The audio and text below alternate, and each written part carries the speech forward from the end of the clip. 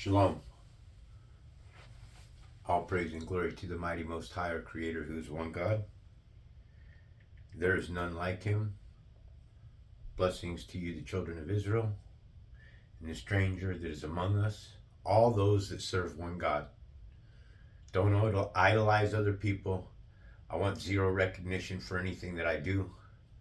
All my praise goes to the Most High, the Creator of all things, the heaven and the earth, and him alone, that is the Spirit of truth, the Spirit of the living, and my Creator. So we're here at Genesis 12. I'm going to back read from 11:31 so you know what's going on. Make sure that I'm in the right spot here. Genesis chapter 11.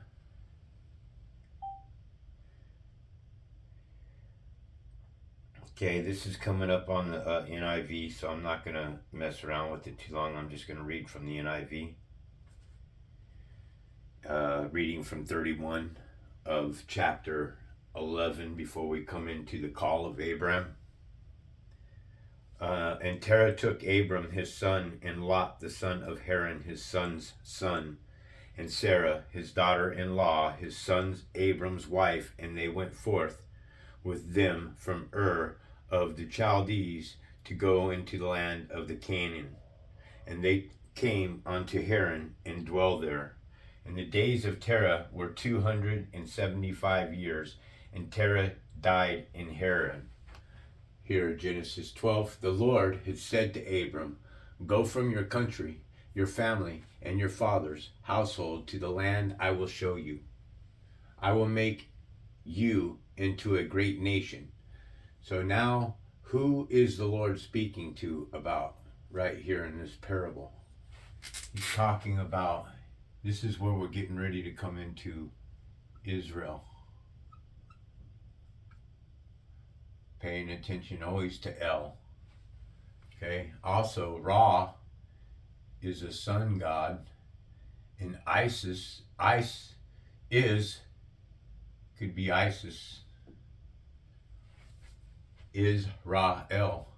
That's a trinity right there of gods, believe it or not. I mean, you don't have to believe everything I'm saying. I'm simply throwing ideas out there.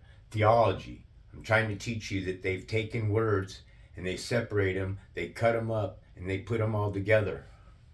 Okay? So when he says, I will make you into a great nation, he's speaking of Israel, and I will bless you. The Lord is speaking to Abram. I will bless you and make your name great, and you will be a blessing. I will bless those that bless you, and whoever curses you, I will curse. And all the people of the earth will be blessed through you. Okay, what's this parable saying here?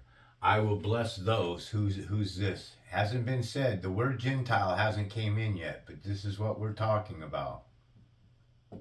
I will bless those Gentile that bless you Hebrew. And I will curse whoever curses you. I will curse. And all the people of the earth means all the people of the earth. Doesn't mean part. All the people of the earth shall be blessed through you. So Abram went out as the Lord had told him, and Lot went with him. Abram was 75 years old when he set out from Haran. He took his wife Sarah, his nephew Lot, all the possessions they had accumulated. Possessions. Are these really important? Huh? Possessions are what possess you.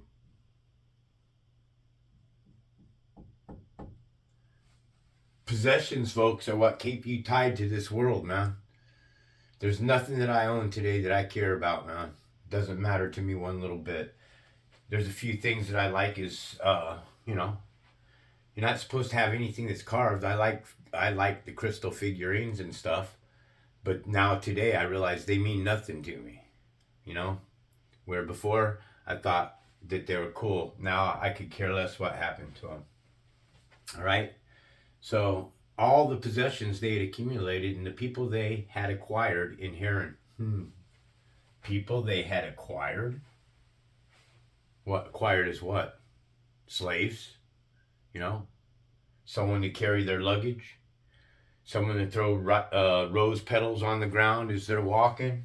All the people that they had acquired in Haran, and they set out. They set out for the land of Canaan. Again, this is canon law that's coming into effect, folks.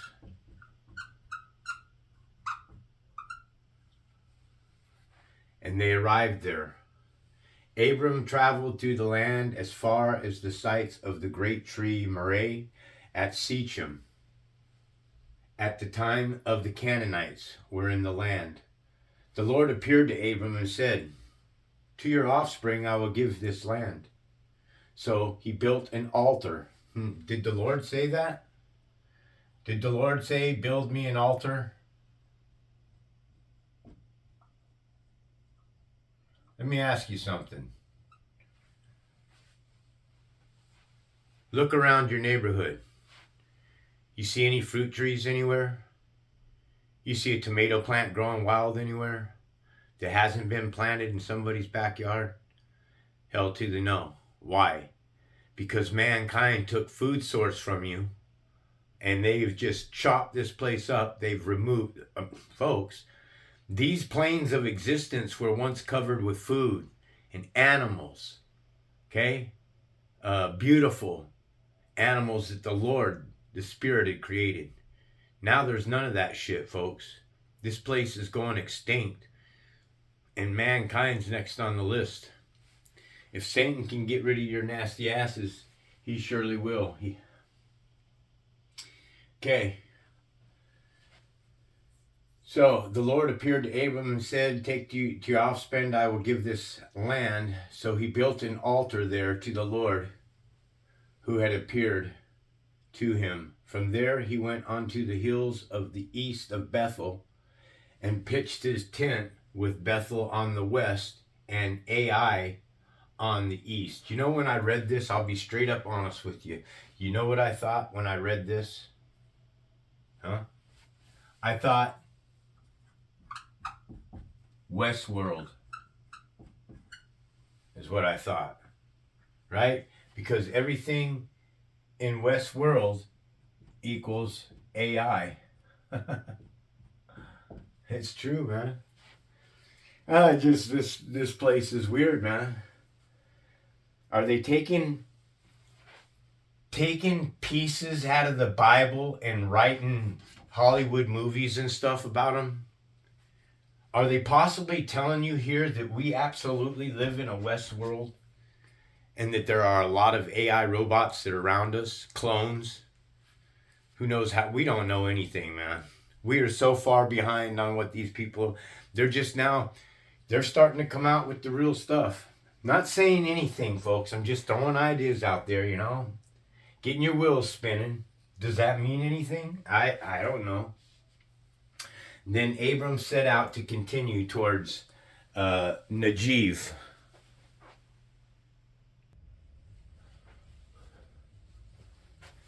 Closing out. Genesis 12 we're at. Abram heads into Egypt. A lot of us heard this story here. Starting 11. Now there was a famine in the land. Question. God has wiped out everything. Everything should be back to flourishing. God found favor with all these people that were brought onto the ark. We have population growing at an exponential rate here. I mean, incredibly fast. And people are already doing kind of some crooked shit. So let's read a little bit and find out what I feel is kind of shady about all this. Abram went down to Egypt to live there for a while because of the famine was so severe. As he's about to enter Egypt, he said to his wife Sarah, "I know what a beautiful woman you are.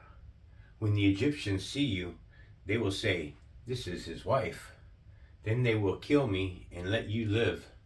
So say you are my sister, so that they will be treated well for your sake, and my life will be spared because of you.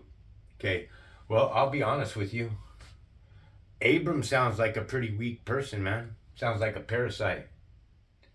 Telling his wife to act like he's a sister? Sounds more like a freaking pimp to me. Oh, dear goodness. And these are these are great people in the Bible, man. This is a great man to you guys, that he would sell his wife out just to spare his own life, man. Where I would be like, any of you lay your hand on my wife, man, I'll cut your fucking throats, is what I'd say. Yeah. Not, honey, you need to say you're my sister. And plus, what happens when he does this? Say you're my sister, so that they will treat me well for your sake, and my life will be spared because of you. When Abram entered to Egypt, the Egyptians saw that Sarah was a very beautiful woman.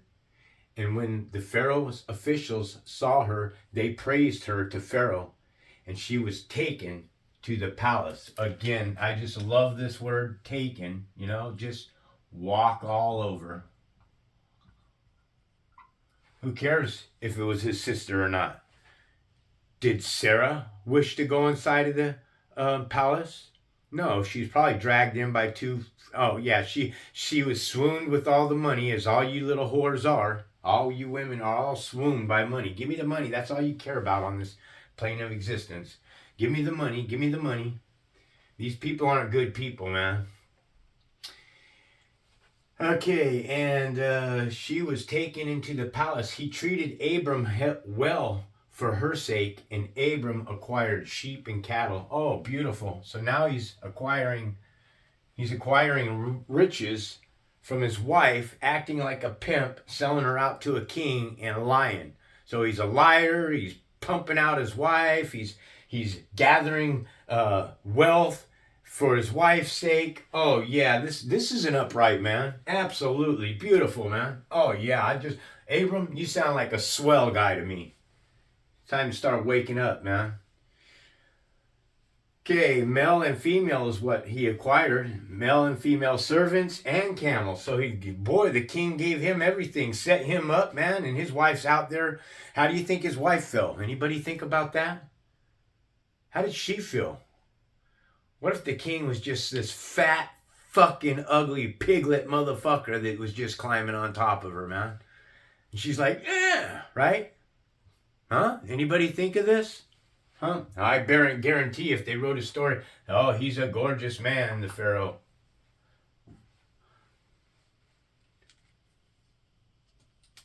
Okay. He acquired camels and servants. But the Lord inflicted serious disease on the Pharaoh and his household because of Abram's wife, Sarah. So why? I'm trying to understand something. If this is a dude that's given up his wife, and the Pharaoh knows absolutely nothing about anything, he's been lied to, why would the Pharaoh be punished? He didn't know anything. He took a woman in that thought it was a sister, and he treated everybody right. And then now the Lord is going to punish Pharaoh and his family and his household because Abram told the lie. It seems like, Cain slays his brother Abel. He gets to go on living. Now Abram gets to sell his wife off like a freaking pimp and gain all this wealth and shit. And she's got to lay down with somebody. Doesn't sound right to me, folks. Doesn't sound like something I would do in a modern age. Hey, baby. Just say your sister, man. We're in Mexico here and they'll spare me. Why they're all laying eyes on you, dirty parasitic people, man. So Pharaoh, but the Lord inflicted the serious disease on Pharaoh and his household because of Abram's wife, Sarah. So Pharaoh summoned Abram. What have you done to me? Fair question, I think. What the hell? What's going on here, dude? Huh? Can you tell me? He said, why didn't you tell me she was your wife? Well, now what I'd like to know is, how did he find out? Did he ask anybody? What's going on? He just assumed, I guess with all of his magical men, that, he found out somehow that Abram and Sarah were married with one another. Why did you say she is my sister, so that I took her to be my wife? Wouldn't you have stopped her at that point in time? Or even a bigger question to ask, if you knew that this kind of thing would happen, wouldn't you try to go around the city?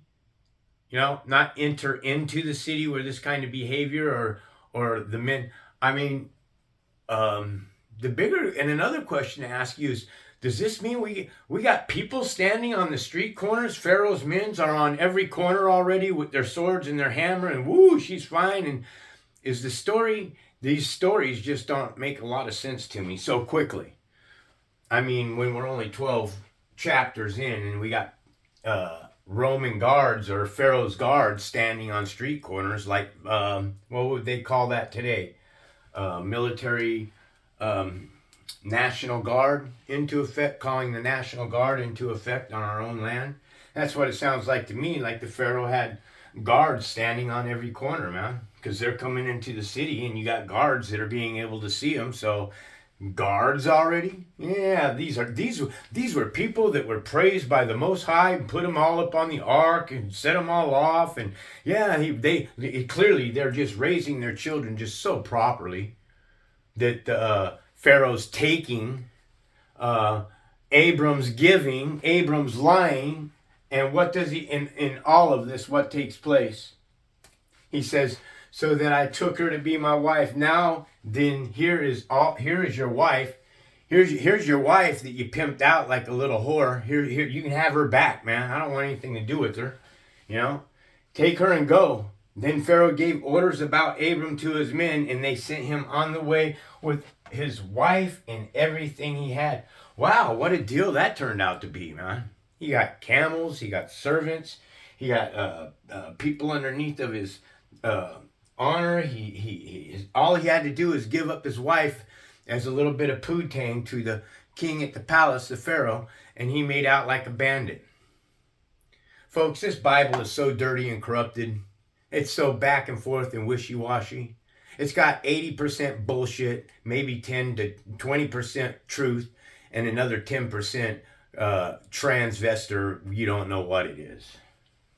So that's what I have to say about Genesis 12. I guess the important one to carry in this parable, in this chapter here, Genesis 12, 3, right? I will bless those. It's not in this, it's the last one. I will bless those that bless you, and curse those that curse you. Well, you know what? For the last 3 years, I've been doing a lot of blessing on God's chosen children. And that's what I have to say about that, man. Much love to the children of Israel. All praise and glory to the mighty Most High. Put your hands together, bow your head in prayer. Our Creator in heaven, who is one, there is none beside you. Your almighty power is such a beautiful thing. I pray on that terrible day of judgment, that wrathful day, that you will put your spirit upon this soul and keep it with me, so that when my body expires, Lord, that I can come and receive your kingdom of heaven, that you would allow me to come through your firm mind, the firmament, the vault of heaven, Lord, and allow me to escape this plane of existence that I know is hell. I'm so sorry for my transgressions, and I pray for those that hear this message, that you'd place your spirit upon them as well, so that they may know what I teach here today is all guided by your spirit, Lord. You're the one that puts it on me to say these things. It's not me. I'm not of this world anymore. I am a servant. I am your servant, and I love you, my Creator. I ask all these things only in your almighty presence, my Creator, a Spirit. Shalom. This is White Raptor News Ministries.